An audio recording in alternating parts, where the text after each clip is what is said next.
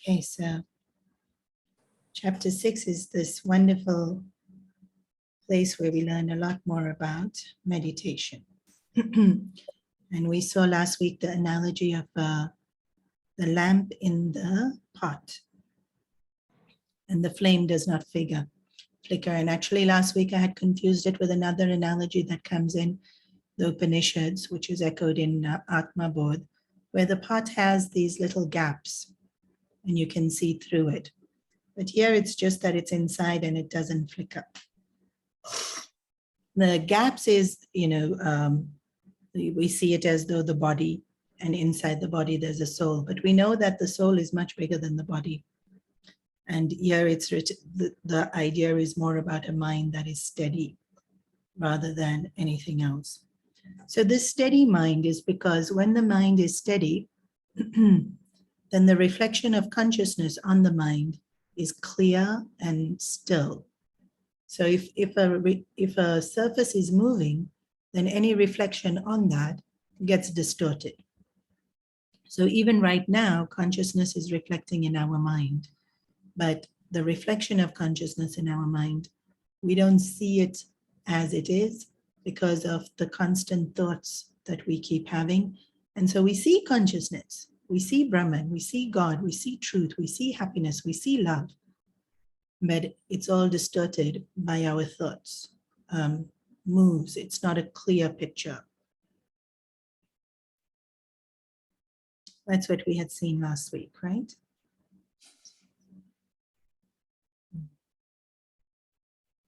And meditation is this whole process where we slowly still the mind. So anyway, let's keep reading. Yatro paramate chittam. Yatro paramate chittam. Niruddham yoga sevaya. Niruddham yoga sevaya. Yatra chaivatmanatmanam. Yatra chaivatmanamanam. Ashyan atmani tushtyati. Asyanatmani chutyati.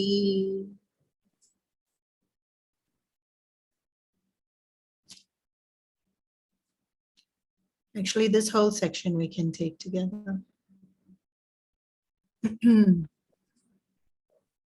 Sukham adyantayam yattad. Adyantayam yat. Buddhigrahyam atindriyam. Veti yatra na chaivam ya. Stita chalati tatvataha. Okay.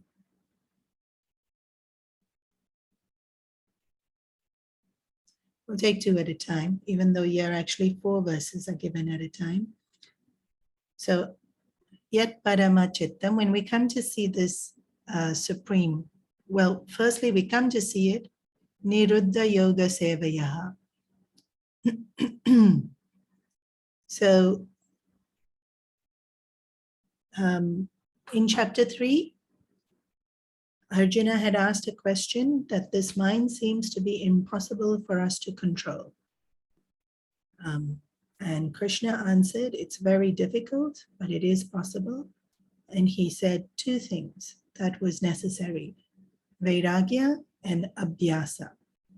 And so here Niruddha Yoga Sevayaha is referring to that practice of Abhyasa. And Abhyasa literally means repeated effort.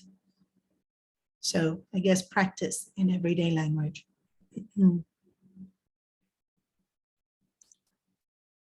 Continuous practice. And so any meditation course that anyone will attend, the instruction will be that, think single-pointedly about either the breath or japa, and then if the mind wanders, bring it back.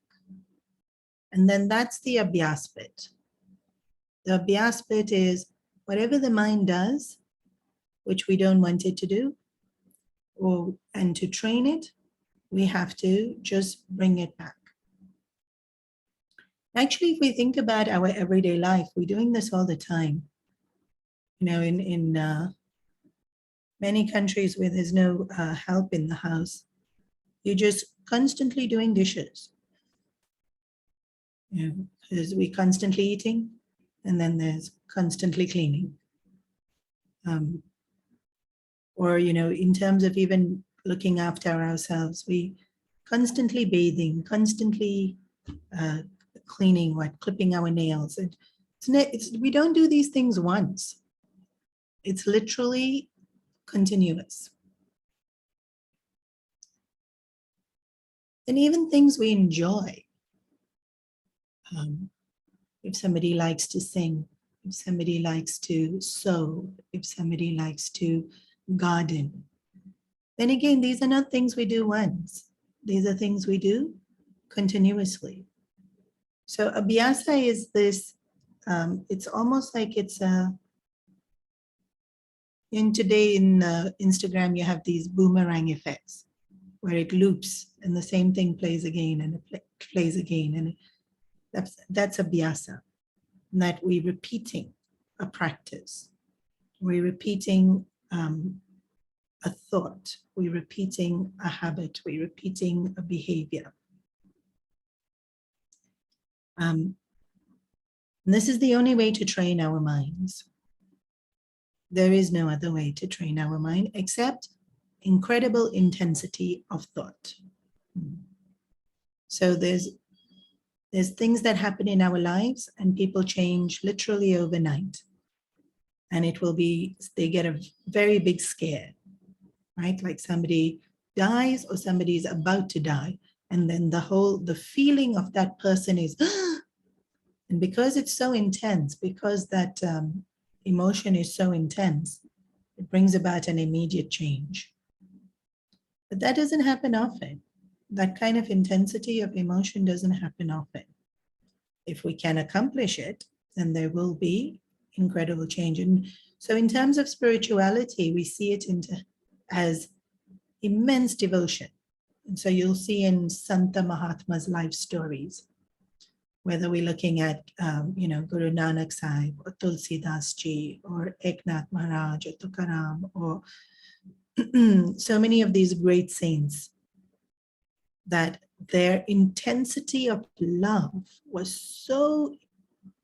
so heightened that their personalities changed. Like if you've seen the story of Chaitanya Mahaprabhu, he really pined for Krishna the way Radha would pine for Krishna. And the stories of his life is like he'd think Krishna was like in a little bit of a distance, and he'd start running.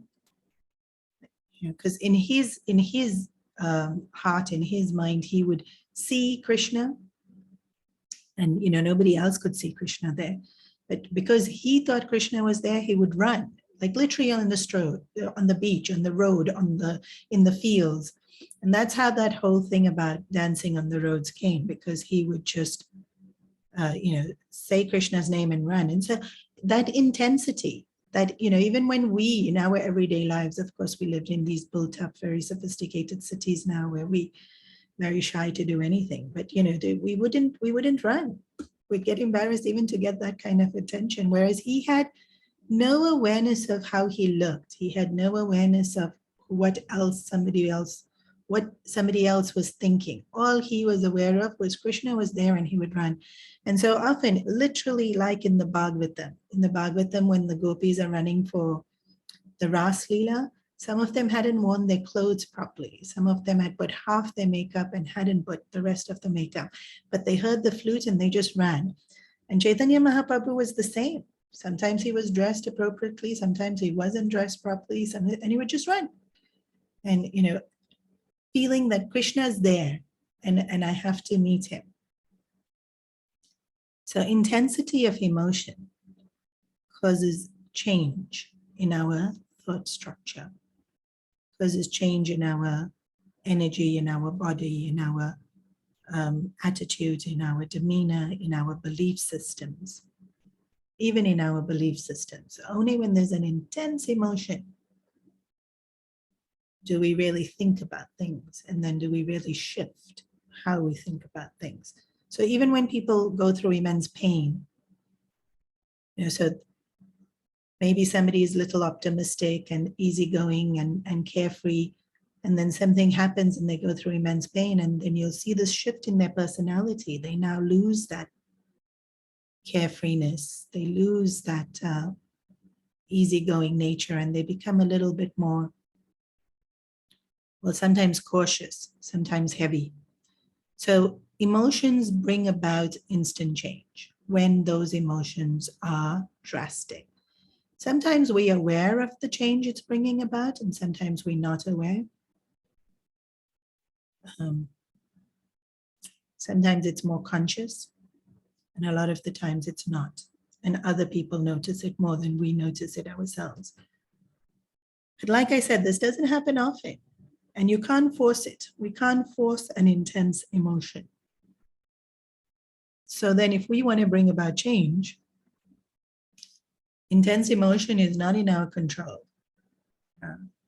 So the only way to then bring about change is repetition of an action, repetition of, so repetition of an action, it's this you'll see in like yoga or in dance. You do the repeat again, you do the action, you do the action. The body actually just learns how to do it then. Yeah. And the same thing with our thinking. Initially, we constantly repeating the way to think, and then it just becomes a natural thought process within our mind. Abhyasa yoga.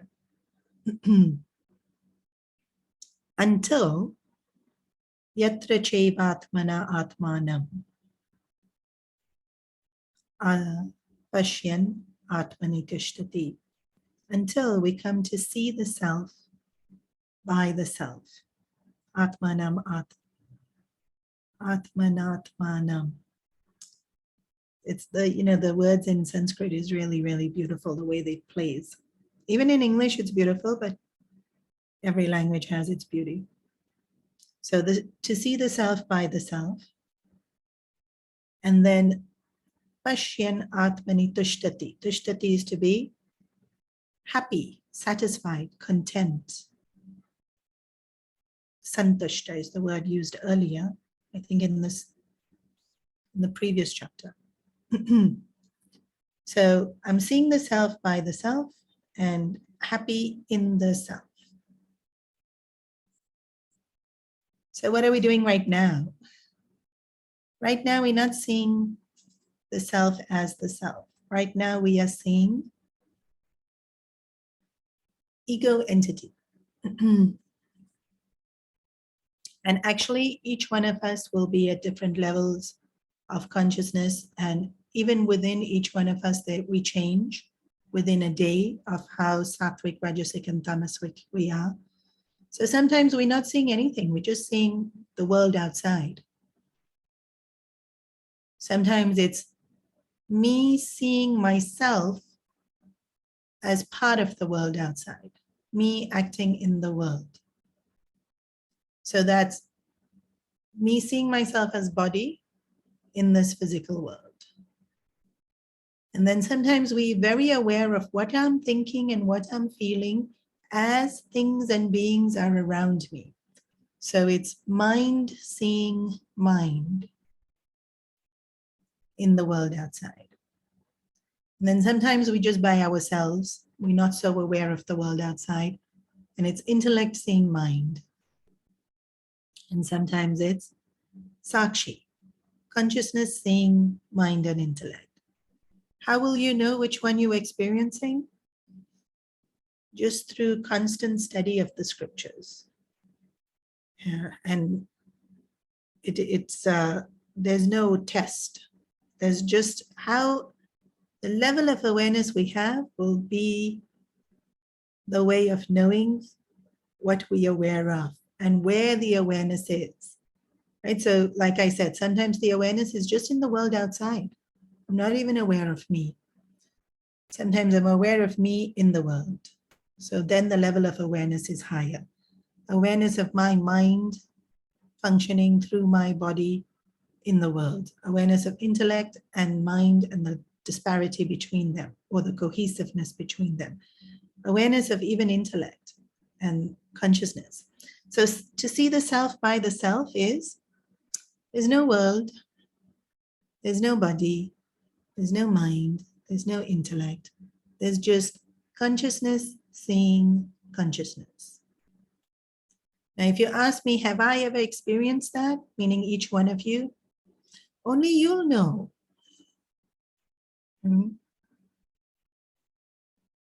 But if consciousness is experiencing consciousness, definitely I'm not the body. Body awareness isn't there. Because if body awareness is there, then consciousness is experiencing body. So right now, consciousness or self, if you want to use the words in this verse, is experiencing not self, which is very paradoxical to say, because actually not self is not there. So how to experience it? But that's what we are doing. We are experiencing what is not there. So right now it's self-experiencing, not self.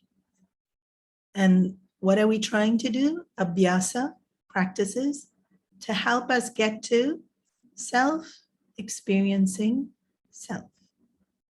Consciousness illuminating itself and knowing itself. And in this state of consciousness knowing itself, tushti, there's incredible sense of well-being. Santushta is this fullness. So when we are experiencing the world, so let's say the world exists and I'm not so conscious of myself, I'm more conscious of the world, then unfortunately we keep wanting to adjust the world, right? Even in the smallest way. It's very hot and humid outside, put on AC. We're constantly adjusting the world. That's such a small thing, but we're doing it all the time, right? Adjusting the world. Somebody we think isn't looking so well, we'll go and fix them. Put this right, comb your hair, do this. In the house, the cushions are not in order. We go and rearrange the cushions. We're constantly adjusting the world. So there's a sense of movement and a sense of doing and a sense of having to do and the sense of it's not right and I have to make it right. Or there's nothing there and I have to do something. Or there is something there and I have to accomplish it. Then when I'm aware of myself, it's the same thing. Like, so when I'm aware of body, I'm doing the same thing. I'm adjusting, I'm fixing, I'm attaining, I'm reducing. Mind, again, that same. But when consciousness is aware of consciousness, there's nothing to adjust. There's nothing to fix. There's nothing to gain. And so there's just this incredible sense of fulfillment and well-being. Whereas when when consciousness is aware of consciousness and the self is aware of self, there's truth and there's real. But right now what we are experiencing is the self being aware of not self. And since it's not the self, since it's unreal, since it's not me, I'm not satisfied. And that's why I keep wanting to adjust, add something, subtract something, move something, fix something, color coordinate something. So there's incompleteness, which leads to movement, which leads to desire. Whereas absorbed in the self is perfect. And so there's stillness. And in stillness, there is full. There's no void, there's no emptiness, there's no don't like, there's just, it's perfect. Only way to get to perfect, actually, when we have Atmana Manam, the self in the self. Then we get to Santushti. And then the next verse is saying,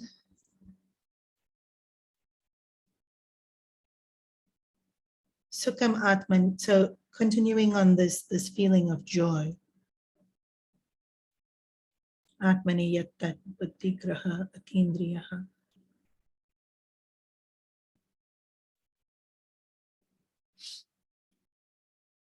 So these are meditative verses.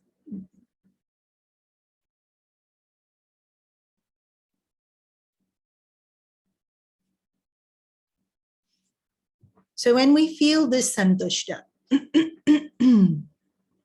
then here it's specifying buddhi graha, it's beyond mind, it's beyond intellect. And stita, achalam, it doesn't move. So actually I've already explained all of this. We don't need to elaborate further.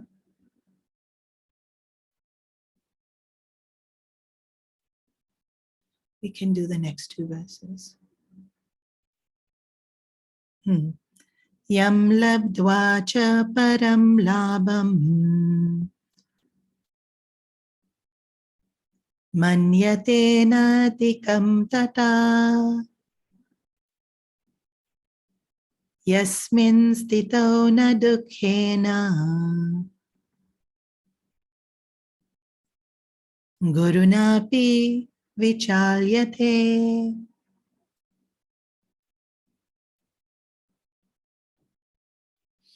Tadvidya dukkha samyoga viyogam yoga samnite viyogam yoga samnitim sanischayena yoktavyo yoga nirvinna chetasa.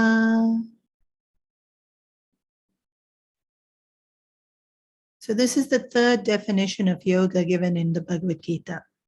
The first definition of yoga given in the Bhagavad Gita is karma sukoshalam in the second chapter, verse 50 something.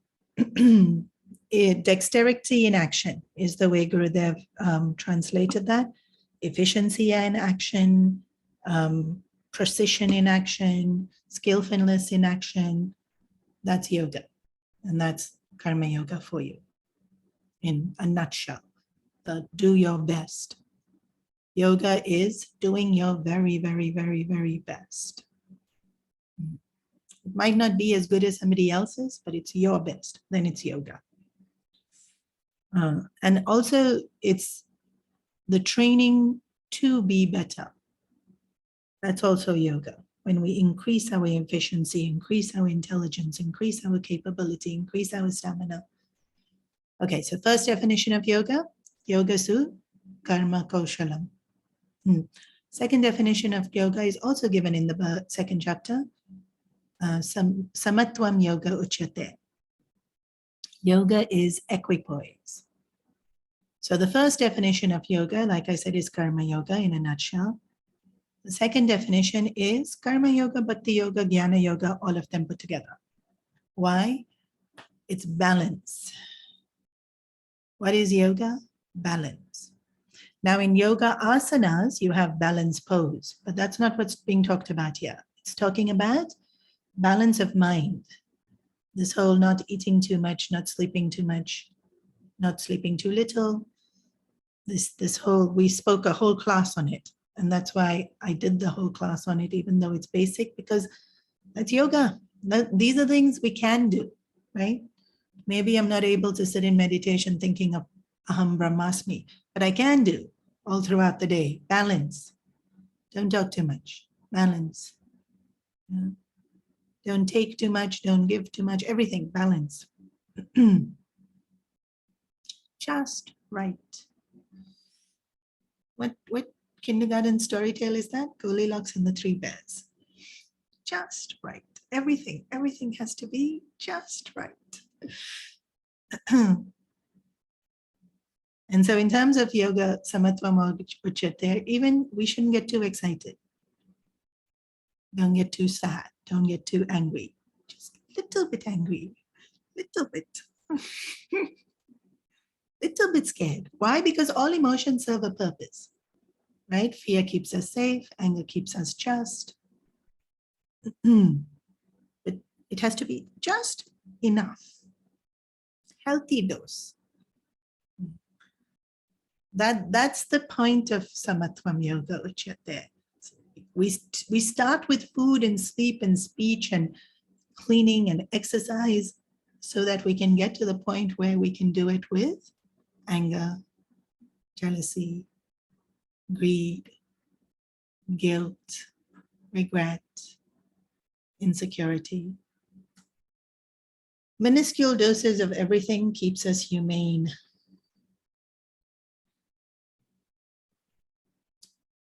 Then the third definition of yoga comes in chapter 6. Verse 23, the one we're doing now. And then there's no more definitions of yoga in the rest of the entire Bhagavad Gita. Indirect, but not so clear cut, where Krishna says, yoga is this. What is yoga? Viyogam yoga sannidhyam.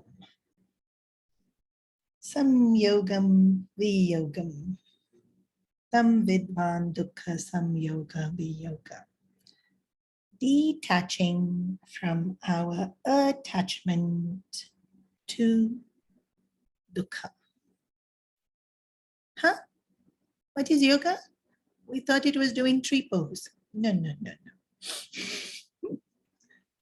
Detaching from our attachment to pain of all things.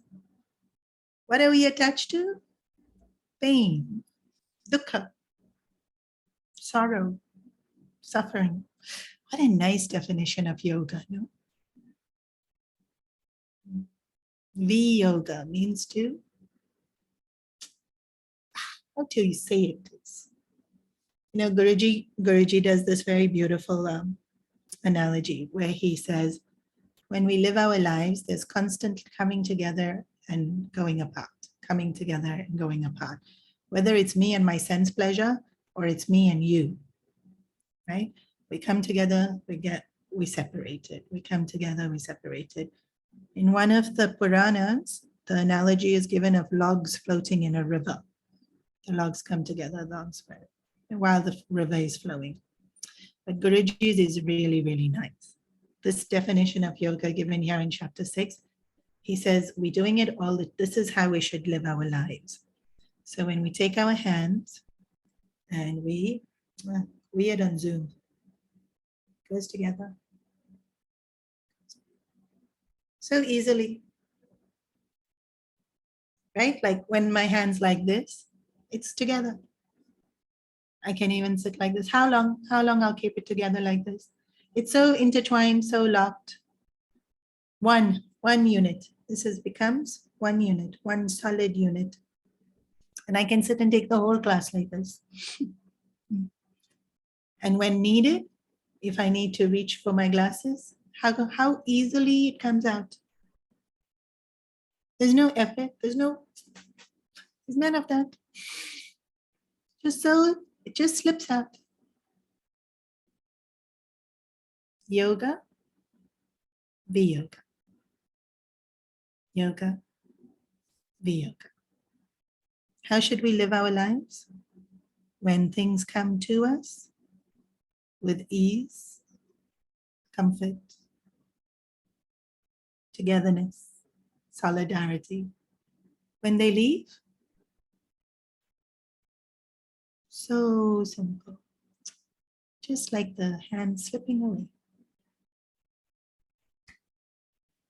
I haven't come across a better way of explaining it. And honestly, when you see Guruji doing it, his face sparkles because he lives it. What is yoga? Separating from what we attach to, because what we attach to is not self. Remember, self is seeing not self. Not only is self seeing not self is very attached to being not self.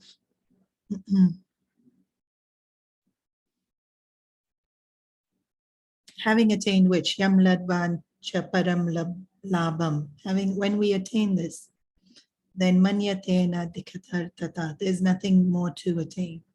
This is an echo of the Upanishads. Yasmin stito na dukkena guruna piyachalam. The word guru comes here, and usually we think of guru as teacher, but the word guru actually means many, many, many, many things. One of the things guru means is heavy. Yeah. In fact, when we were studying in the brahmachari course, I remember there were a few of us and we were really, really, really skinny. Guruji used to tell us, sometimes we are not substantial in our words or our meditation. At least you can be substantial in body because guru means heavy.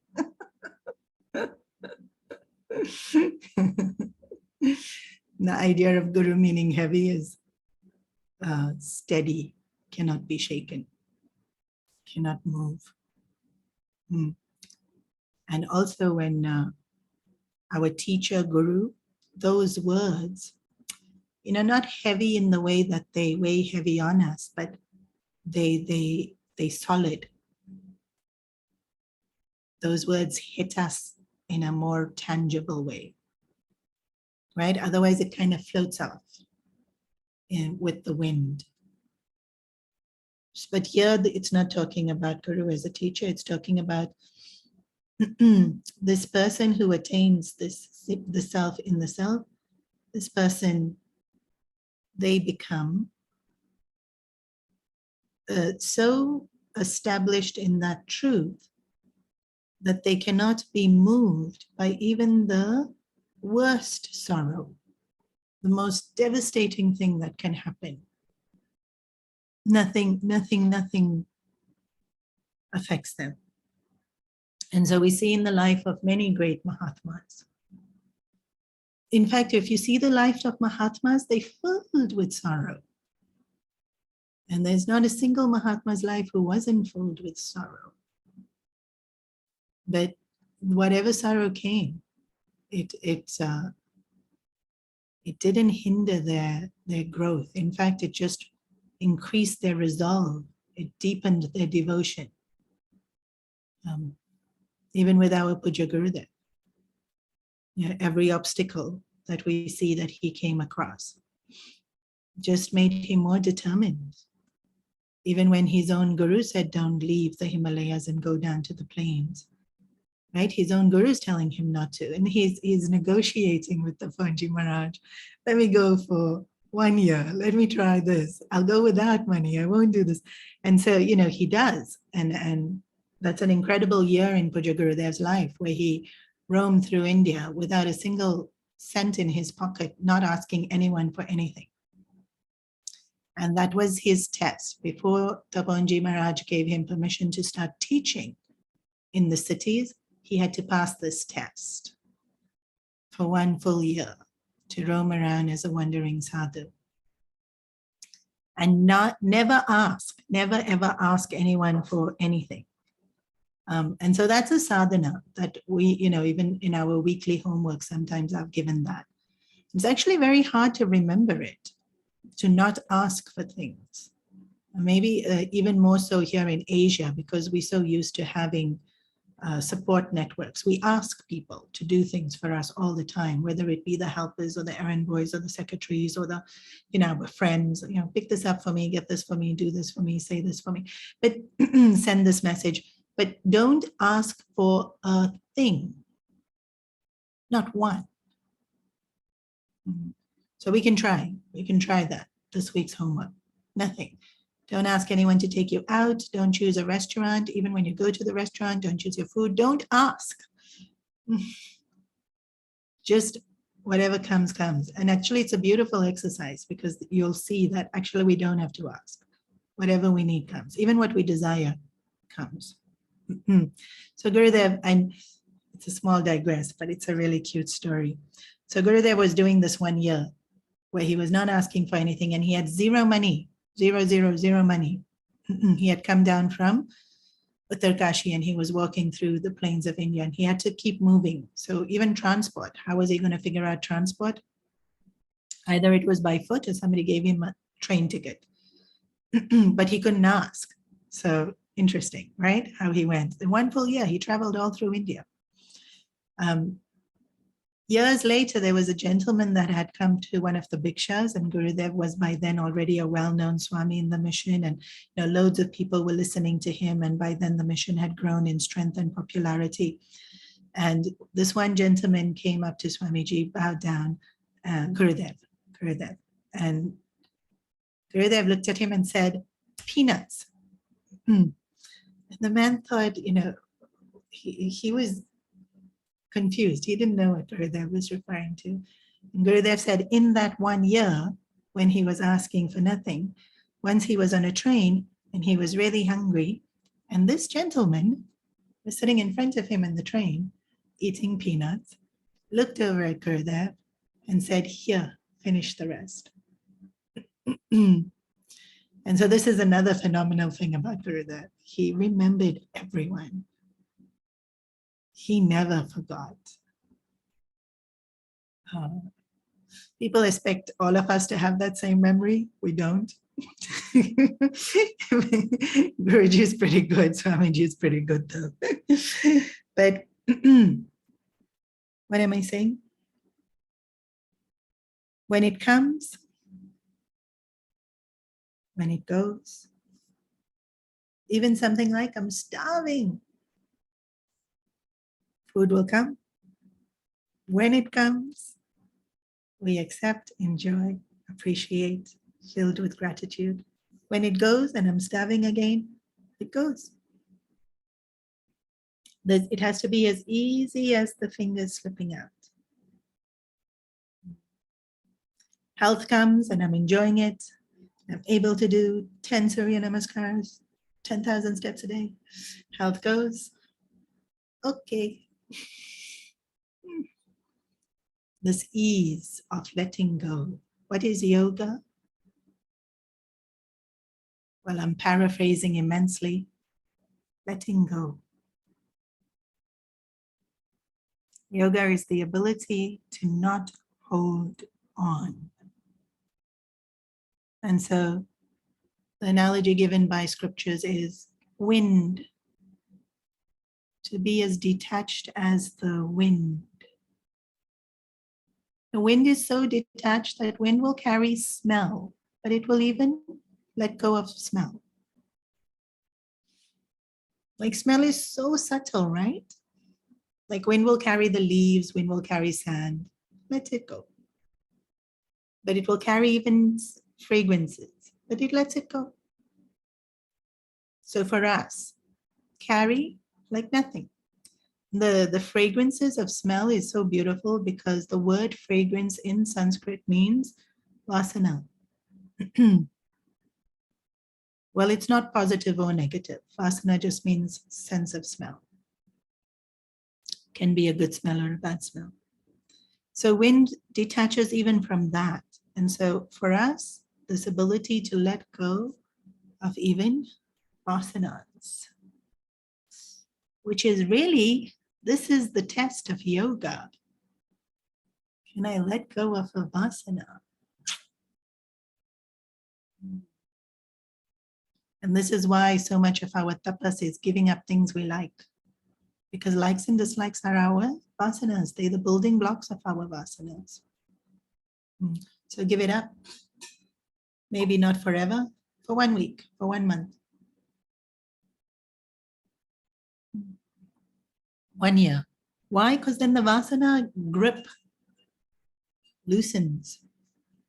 Otherwise, we're holding on too tight. We're holding on too tight to we're holding on too tight to too many things. Okay, tadyam dukkam samyoga viyogam.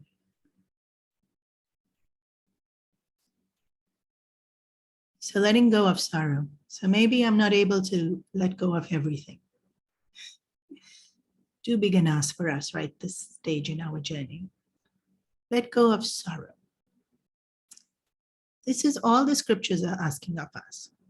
Did it say give up your family? No. Did it say give up money? No. Did it say give up pleasure? No. Give up what? Pain. Actually, it's such a beautiful request. Isn't that what we want? Don't we want to give up pain? If it is, then give it up. Give up pain.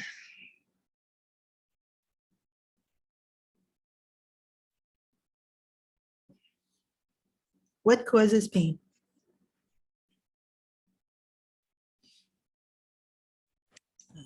Attachment.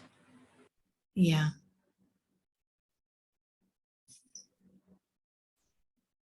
Anything else causes pain?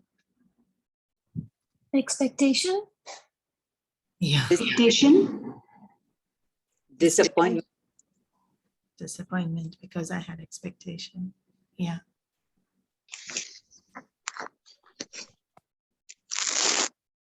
No? Anything else causes pain? Memories. Memories cause pain. Wow, so many things cause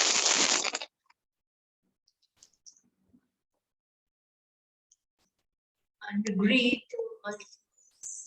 Inherent. pain. You Inherent. No, pain is not inherent. Pain's not our nature. It's not in. Nature of everything else. Yeah, that's why we want to get rid of it, because it's not inherent, but we hold on to it. Why do we hold on to pain? So that's why we have to understand what it is. Yes, everything's avidya, correct. But it's, to put it very, very simply, it's wanting things to be other than what they are. That's pain. What is it right now? Humid. I want it to be other than humid. Pain. Small pain, irritation, but still pain. I want to be healthy. I'm not. Pain. I want so-and-so to like me. They don't. Pain. I want to have more money. I don't. Pain. Wanting things to be other than what they are right now is pain. And why do I want them to be other than what they are right now? Correct, avidya. Because my belief system is this will make me happy. So why am I holding on to it?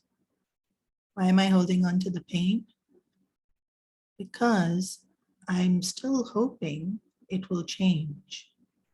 What will change? The world. We're so funny. We keep waiting for the world to change.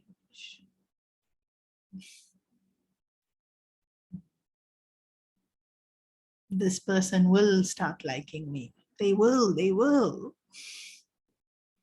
They may not. I will get money. I will get stronger. I will get more popular. One day I will be able to sing. Whatever it is that we want, that's not there right now.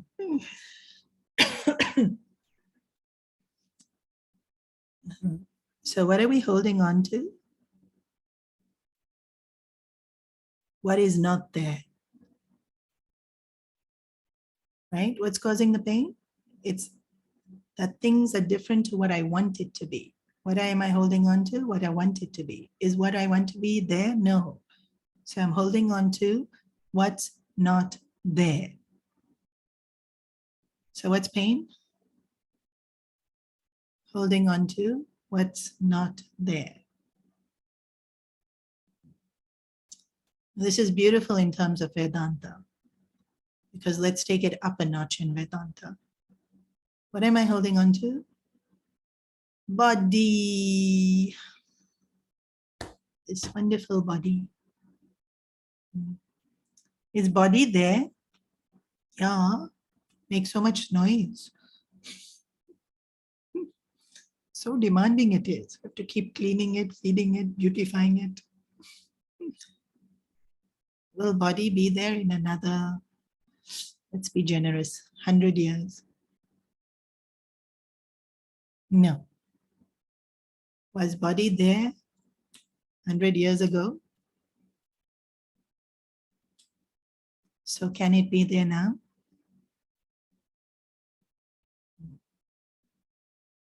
Not as per Vedanta. As per Vedanta, what is real? That which never changes. What is unreal? That which changes. Body is that which changes, unreal. What am I holding on to? That which is not there. Also, if you think about body, let's think about body a little bit more. Which body are we holding on to? Young, thin, good looking, fit, flexible body. Is that our body now?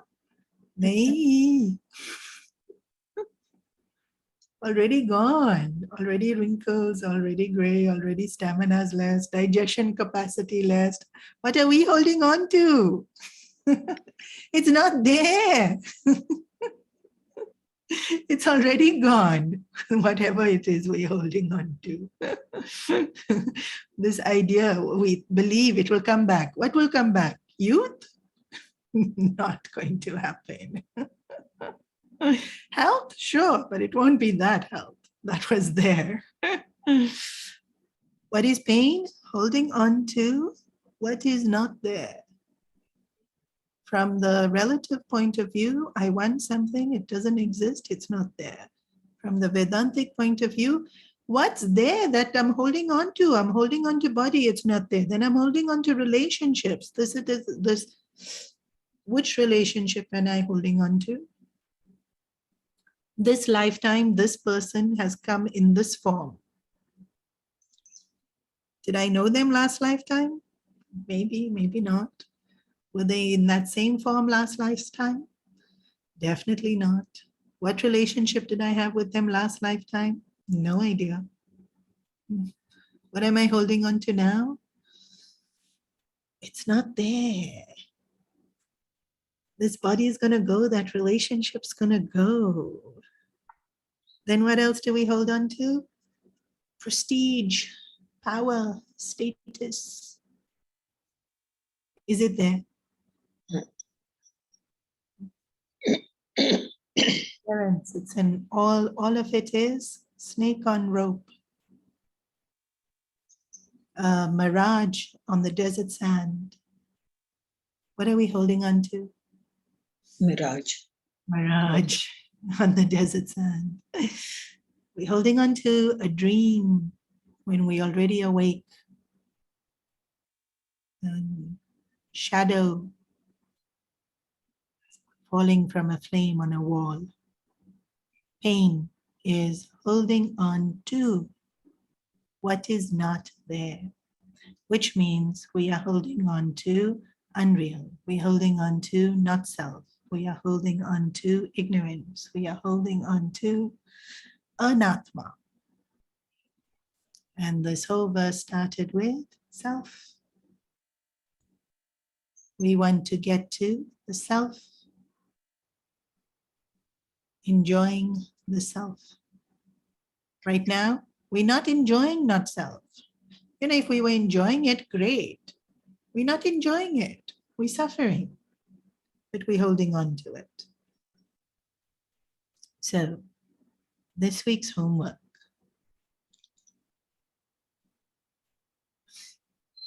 Definition of yoga is let go of what is not there.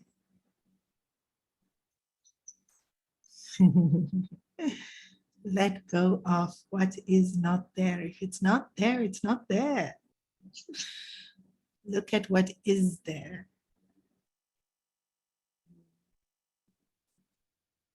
From a Vedanta point of view, what's there? Brahman, consciousness, Sat Chit Ananda. So look at that. Look at Brahman. Look at Sat Chit Ananda. From a relative point of view, what's there? Well, something's not there, but something will be there from a relative point of view. There are relationships, there are opportunities, there is beauty in the world. What's not there, let it go. What's there, enjoy like this, only like this. Don't enjoy, don't hold on. Because what's there right now, tomorrow, you're going to have to let it go. So, not holding on. This week's homework is be like the wind. It used to be that hippie song, no? The answer, my friend, is blowing in the wind. Always liked that song, even before I studied the Gita. The answer is blowing in the wind. Yoga is to be as free as the wind. Hold on to nothing. You know, when you live this life, when you live a life of not holding on, so much comes. So much comes to us. When we hold on, things come and we don't even notice it. They come and they go without us even noticing it.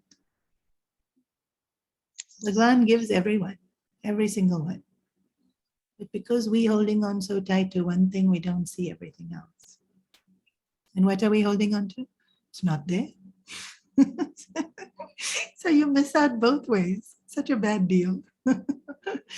You don't get to enjoy what Bhagwan sends you. You don't get to enjoy what is not there because it's not there. But when we free ourselves like the wind, santushta, there's this incredible fullness because we can just see grace flowing as freely as the wind itself. Okay, I'm going to pause here for today. Any questions?